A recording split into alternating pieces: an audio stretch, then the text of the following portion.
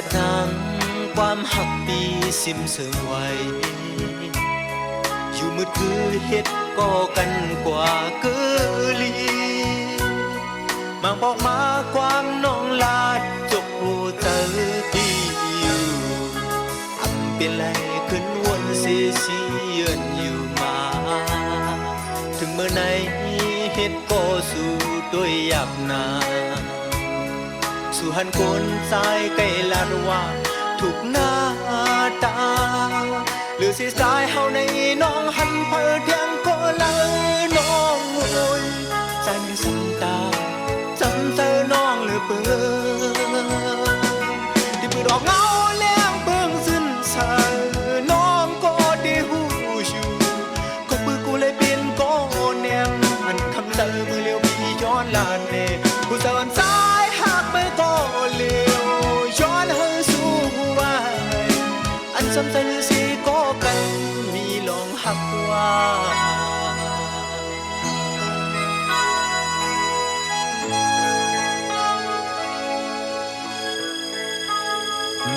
อำลาดน้ำความหักปีสิ้นเสื่อมไว้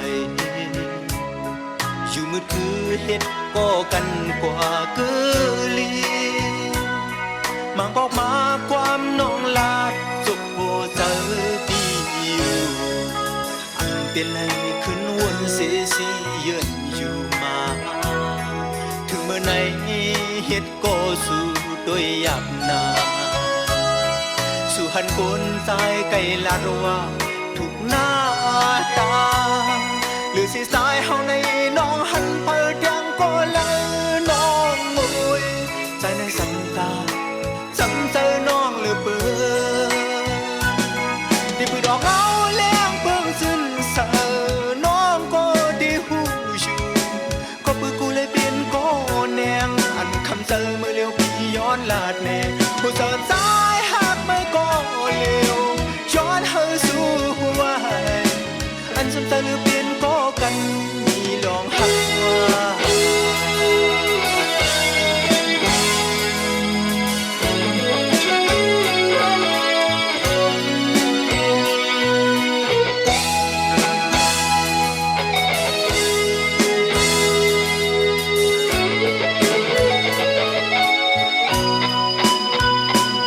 ที่ปืนออกเงาเลี้ยงเบิ่งสิ้นเสอ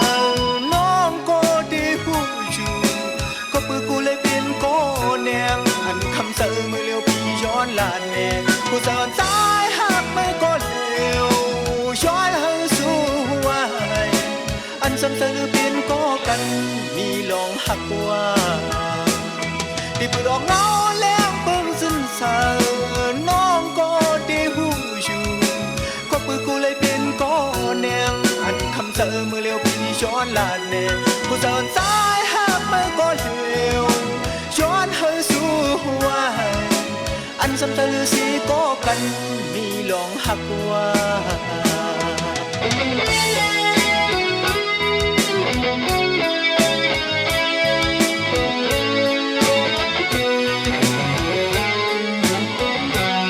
ผู้สาวสายหักไม่ก็เลี้ยวย้อนเฮาสู่หัวอันสำเจอหรือสิก็กันมีลองหัก